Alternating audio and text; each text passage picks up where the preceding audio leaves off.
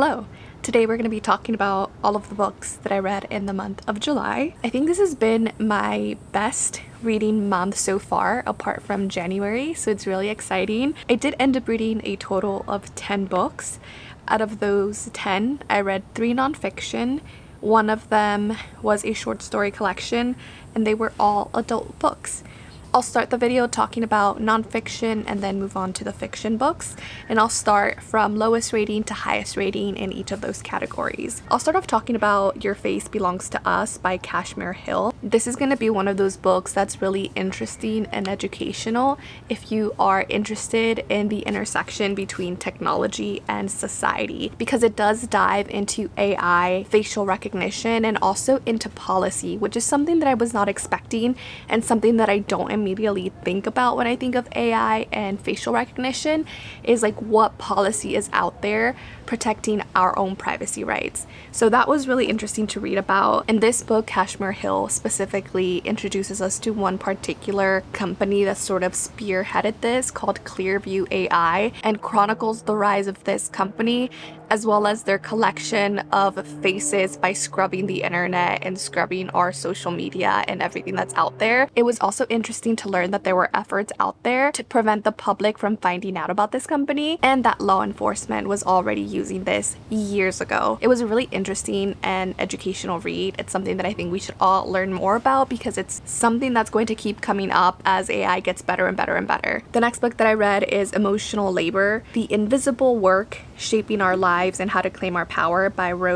Hackman. This I also gave 4 stars to, and it was an introduction for me to emotional labor, how it's defined, what it is, and really the importance of emotional labor in our society. What I really liked about this particular book is that it was very intersectional. The author talks about a variety of different industries, gender, and also the intersection of race and emotional labor. So overall, this is a journalistic deep dive into this topic and how our society sort of relies on undervaluing and underpaying emotional labor and undermine the efforts of people who are trying to recognize the value that emotional labor brings into our daily lives, our relationships, our society, and shine light on how exhausting it can be and how it's very undervalued and paid.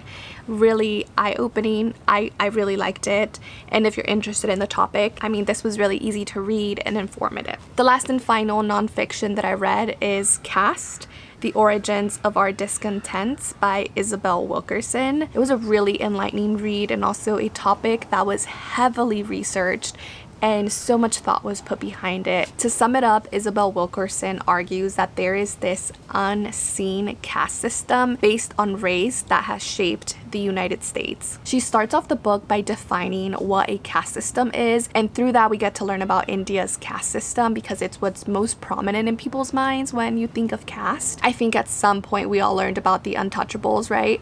So she starts off talking about caste and India and defining terms for us, and then after that she walks us through history and through current events to sort of give examples of how the caste system works in America. She also inserts personal anecdotes, and I thought that combination worked really well. The history portion and definition, but also including her own experiences to add weight to the narrative. Really enjoyed it. If you haven't read it, I highly recommend. I did a combination of a physical book and an audiobook, and that worked superb for me. Alright, so the next 7 books that I read were all fiction. Let's start off talking about the short story collection that I ended up reading in July. I read 1, and this is My Chicano Heart: New and Collected Stories of Love and Other Transgressions. I can't remember the exact number of short stories included in this collection. I think it was upwards of 30, so there are so many short stories in here. They range from being a couple of paragraphs long to a few pages long, so there's quite a range in here. It also includes a mix of previously published short stories by this particular author as well as new ones that are included in this volume. In terms of what connects these short stories, there's 2 things. One, the author makes very obvious at the beginning of the book. He talks about how all of these stories are inspired by love and emotions related to love, but it also provides an insight into the daily lives of Chicanos and Chicanas and into Chicanx culture. Some of these stories really inspired me to connect back with my culture, just the way that they're written, and there's Spanish sprinkled in there, and some of like the things that this author describes I can like vividly picture from my childhood. And ever since moving away from my family, I live in Portland, Oregon now, there's always this thing that's missing, the sense of community, the sense of culture and identity. The short story collection kind of grounded me in that again. I only ended up giving the short story collection 2.5 stars because it really was a mixed bag for me. Most of the short stories didn't work out for me, but a few that did were really impactful. So overall, I was just really torn with this collection, and I just wish that there were more short stories that really hit or landed for me. The next book that I finished is The Mercy of Gods by James S.A. Corey. This is book number 1 in a new series by duo author James S.A. Corey called The Captives' War. This book was recently published. It came out August 6th, so I did receive an advance reader's copy. And for context, I read up to Abaddon's Gate in The Expanse. I was really loving that series, and then life got in the way. I got into a reading slump, and then I never continued. But every single book in that series that I read, the 3 that I read really, were all 4 stars or higher. I loved the combination of sci-fi, mystery with horror elements, and the political scheming. So going into this one, I had to temper my expectations knowing that it's a completely different series. So this is a first contact with alien story, and we're following a set of humans, but it doesn't take place on Earth. It takes place on a brand new planet that humans have colonized. There's no explanation as to how those humans got there because it's not really part of the story. So we're following this particular group of scientists who are really great in their field when an unknown species comes down and basically takes this group of scientists and other people who are really great in their fields, puts them on a spaceship and takes them back home to sort of run experiments from there. And that's all that I'll really say. I ended up giving this book 3 stars. It was fun. It was a good introduction to a brand new series. I liked the character arcs, and I think ultimately why this book didn't wow me is because, in my opinion, there was no tension. There was no urgency. We're following these humans as they're conducting these experiments day in and day out. And yes, they're dealing with loss and grief because they're away from their family. They don't know if their family is alive or dead. They don't know what they're doing here. But because of that, I wanted to feel some tension, some urgency from these characters. I don't know how to explain it. There was just something missing for me that prevented me from like being fully immersed and absorbed into the story. I read it because I do want to continue on with the series and because it was an arc, but I feel like if it wasn't an arc, I might have put it down. From here on out, the rest of the books are all 4 stars or higher. So the next book that I read is The God of the Woods. Oh, The Mercy of Gods, The God of the Woods. Yeah.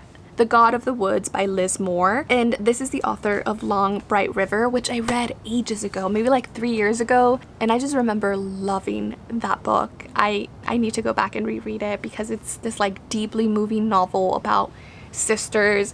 It is told from like a detective perspective, which I wasn't expecting to like it that much because of that, but it really worked for me. This is a literary thriller, family drama, also detective story, and layered mystery. So if you're going into this thinking it's going to be a fast-paced, fun, action-packed thriller, that is not what this is. This is not a Riley Sager book. It's not that. It's very slow. It's very character-driven.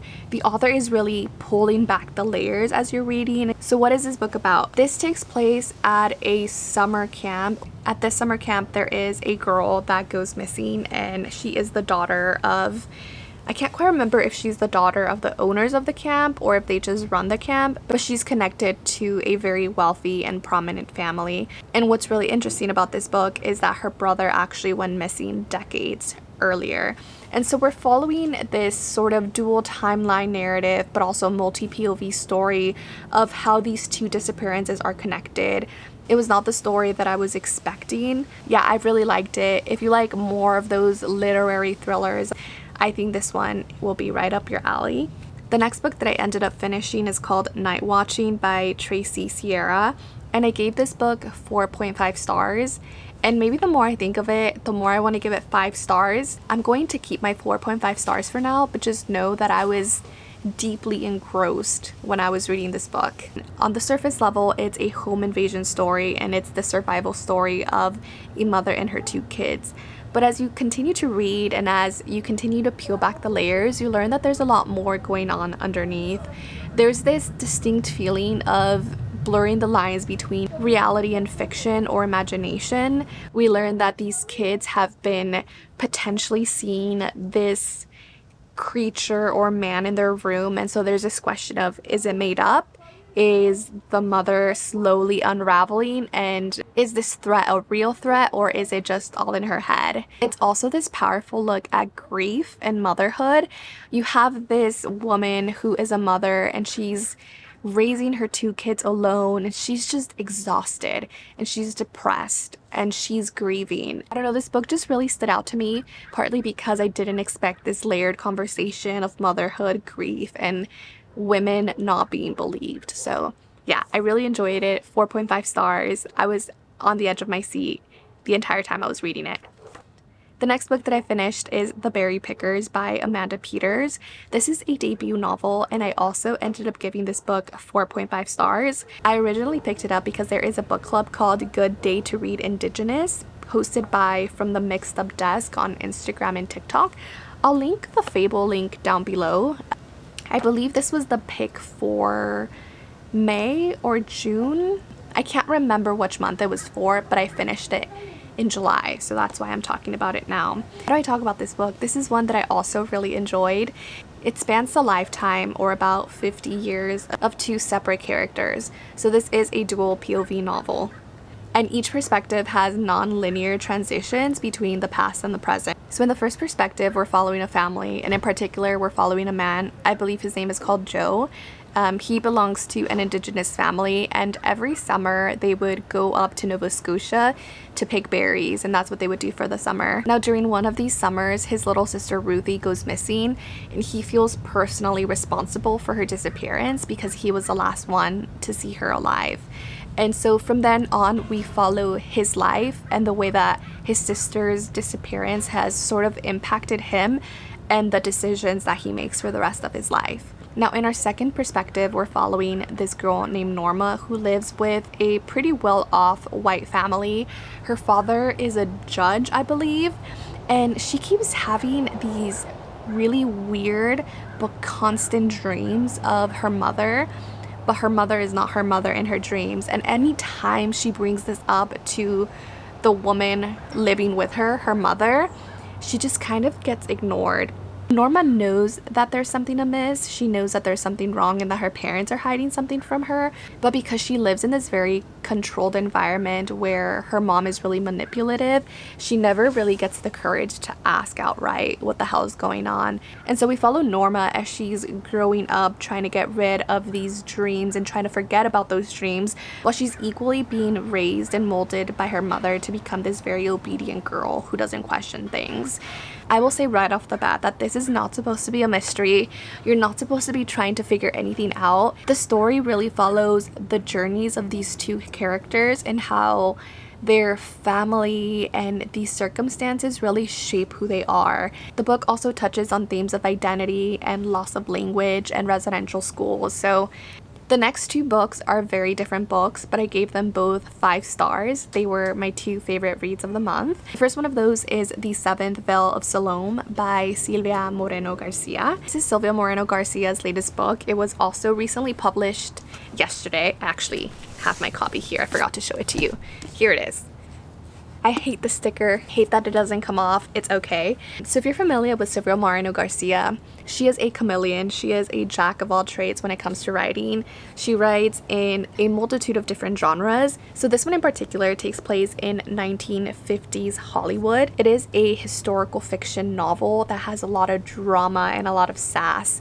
I do want to set expectations right because I found this in the fantasy horror section of Powell's, but there's no speculative elements in here. To sum it up and give you the vibe of this book, we follow 3 very distinct women navigating the complexities of ambition, desire, and identity in a time period, industry, and world where men just want to keep them in this very tight and tiny little box. These 3 women dare to dream and defy expectations. I swear my camera hates me because this is the second time that it's done this to me. I don't know where the rest of the footage went, and it's always at the end of the video. So I was talking about The Seventh Veil of Salome. In it we follow 3 very distinct women who are fiercely defying the expectations that have been placed on them. It is told in dual timelines. In the first one, we're actually following the character of Salome. She's a biblical historical figure, and I didn't really know much about her story. I'm very familiar now. She is best known for wanting the head of John the Baptist on a silver platter. So we do follow that story as it unravels. In our second timeline, we follow two women. One of them is Vera, who is a Mexican actress who is cast as a lead to play Salome in 1950s Hollywood. We get to see her experience the racism that was present and prevalent during the 1950s, and we follow her story as she becomes more bold and present with herself. She is constantly being compared to her sister, who people think is more deserving because she is lighter skinned than Vera. In that same timeline, we follow another character named Nancy. She is an actress and she's been having a hard time landing roles. She thinks that this is the role that is meant for her. She doesn't understand why Vera got the role, and she will go to any lengths to obtain that part for herself. What I really enjoyed about this book is that we have three separate women who are completely defying the expectations that are placed on them, and I also just really love the drama present in the book. Another thing that I think Silvia did really well in this is that these two timelines have to connect at some point, and even though you kind of know what's going to happen during one of them because it is a biblical story, still a very shocking and impactful end. Yeah, I really enjoyed it. Then the second book that I ended up giving 5 stars to in the month of July is Family Meal by Bryan Washington. This book took my breath away. It is a story about family and about grief and about relationship. At the core of it, I think it signals to the importance of the people that we surround ourselves with, about the importance of human connections and bonds and relationships, and when that's taken away, we sort of lose our center of gravity. And I want to start off by just reading a quote to you from the book because I feel like no matter what I say, I won't be able to convey how beautiful of a book it is. Love is a tangible thing. It is palpable. You can hold it in your hands. You can see it in the air. You can breathe it in and hold it and push that shit right back out of your lungs. When it dissolves, you might not see it, but that will mean it wasn't there because you were. And so we primarily follow 3 separate characters. Cam is our main character, I would say, and he's dealing with grief and loss. He ends up losing his partner and boyfriend, Kai, although he occasionally has drug-induced conversations with Kai's ghost. And Cam is really struggling with his mental health. When Kai dies, Cam is sort of thrown off the railroad tracks, and he starts to engage in a lot of self-destructive behavior, doesn't know how to heal, and maybe potentially doesn't want to heal because he feels guilty for Kai's death. We also follow TJ, who is Cam's childhood best friend. When Kai dies, Cam moves back to Texas where TJ lives, and we also get to see their relationship when they were young and how they explored their queerness together. Through TJ's perspective, we get to learn more about him and about Cam's background and their loving and budding relationship when they were childhood friends, to the rift that happened between them when they were older. And then lastly, we do have a couple of chapters from Kai's perspective, who is Cam's boyfriend that passed away. And through those perspectives, we get to learn more about who Kai was and also about the relationship that he has with Cam. Bryan Washington just knows how to write emotions and characters and relationships. He's becoming one of my favorite authors. I need to go back and read Memorial because I've only read Lot, which is his collection of short stories. So those were all of the books that I read in July. Hopefully my camera doesn't do this to me again next month. Thanks for watching. I'll see you on the next one. Bye.